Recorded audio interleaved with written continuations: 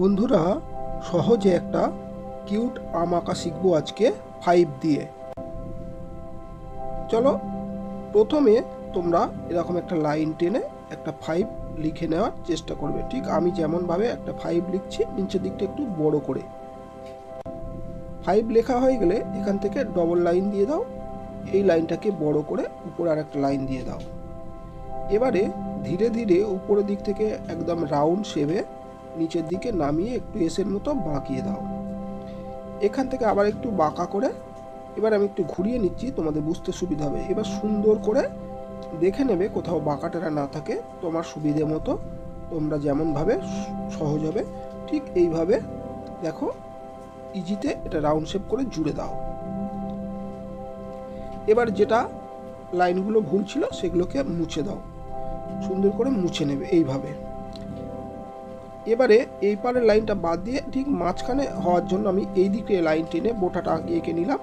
ডালটাকে অল্প একটু এরকম ছোট্ট একটা ডাল বের করে এইভাবে বাঁকা শেপ দিয়ে এসের মতো করে এঁকে নাও, সুন্দর হবে দেখতে, ঠিক যেমন আমি ভিডিওতে দেখালাম। এবারে যেগুলো এক্সট্রা লাইন থাকবে একটু মুছে দেওয়ার চেষ্টা করবে। এবার একটা পাতা আমাদের আঁকতে হবে, তো ঠিক বোটা আর ডালের যে কোনা আছে সেখান থেকে পাতাটা আমরা নিচের দিকে আস্তে আস্তে বাঁকা শেপে এঁকে দেব। আমি যেমন এঁকে দিচ্ছি দেখে দেখে তোমরাও আঁকো। খেয়াল রাখবে আমের পাতা কিন্তু একটু বড় হয়, আর আমের উপর দিয়ে আগে পাতাটা এঁকে নেবে, এপারের পাতাটাও ঠিক একই বাঁকা শেপ করে এইভাবে এখানে জুড়ে দাও। আমের মধ্যে যে পাতার লাইনটা পড়েছে সেটা এবার আমাদের মুছে নিতে হবে। তো দেখো আমি মুছে দিচ্ছি, তাহলে পাতাটা আমের ওপারে আছে মনে হবে।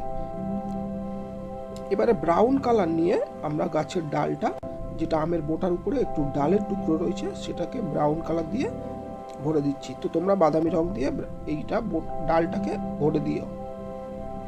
এবারে মিডিয়াম গ্রিন নিয়ে আমি আমের বোটাতে দিয়ে দিলাম।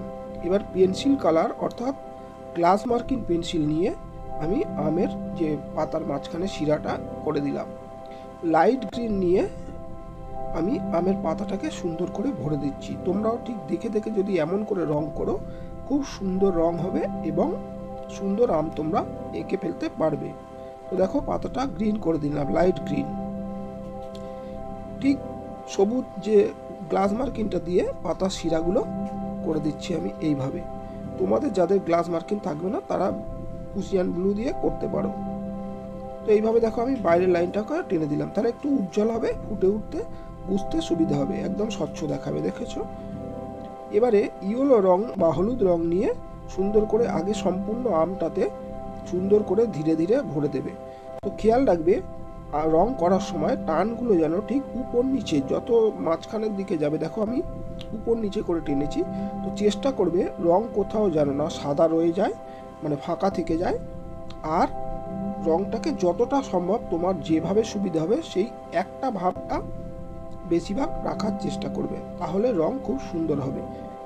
তো দেখো আমি সম্পূর্ণ হলুদ বা ইয়েলো রং নিয়ে ভরে দিলাম পুরো আমটাতে, কোথাও কিন্তু সাদা থাকলে চলবে না, এইভাবে খেয়াল রেখো। এবারে তোমাদের সুবিধা মতো ঘুরিয়ে নিয়ে উপরে রেড কালার অর্থাৎ লাল রং নিয়ে আগে কাছে রংটাকে ধরে সুন্দর করে বুলিয়ে উপর দিকটা আমি যেমন দেখাচ্ছি দেখো সেইভাবে এঁকে নেবে। ঠিক রংটা এইভাবে দিয়ে দাও। এইবারে আমি কেমনভাবে টানছি ফলো করো। দু ধারের দিকে হেলা হবে, যখন মাঝখানে আসছি স্ট্রেট হলো, আবার এটা এই সাইডের দিকে হেলা করব।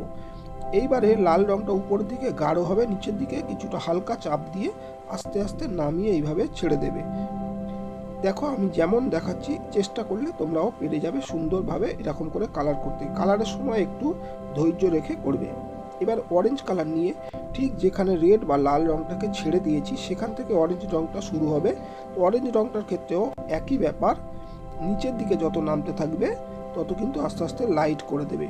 এবার দেখো যেখানে মিক্সিং ভালো হচ্ছে না, মনে হচ্ছে দাগ দাগ রয়ে গেছে, এইবার তোমরা ইয়েলো কালার নেবে, নিয়ে ঠিক যেখানে যেখানে দাগ দাগ রয়ে গেছে সেখানে অর্থাৎ অরেঞ্জ যেখানে ছেড়ে দিয়েছো সুন্দর করে হলুদ বা ইয়েলো দিয়ে মিক্সিং করে দাও, তাহলে দেখো সুন্দর আমের কালারটা ফিরে আসবে। এবার এখানে আমি কালো বা ব্ল্যাক গ্লাস মার্কিং নিয়েছি, নিয়ে আমি যে আমের ডাল পাতা বোটা এগুলো সম্পূর্ণ ডিটেলিং করছি, মানে বর্ডার লাইন দিচ্ছি। তাহলে বর্ডার লাইন দিলে কি হবে দেখো ছবিটা আরও সুন্দর সহজে পরিষ্কার ফুটে উঠবে। তোমরাও এইভাবে সম্পূর্ণ আমটাকে গ্লাস মার্কিং ব্যবহার করবে। তোমরা যারা প্যাস্টেল কালার করো গ্লাস মার্কিং অবশ্যই ব্যবহার করবে, তাহলে ছবিকে সুন্দরভাবে ফুটিয়ে তুলতে আরও সহজ হবে। তো যদি ভিডিওটা ভালো লেগে থাকে তাহলে অবশ্যই একটা লাইক দিও, আর কমেন্টে জানাবে তোমাদের মতামত, তোমরা আরও কী ধরনের ভিডিও দেখতে পছন্দ করো, তাহলে আমি আগামী ভিডিও তোমাদের জন্য নিয়ে আসবো।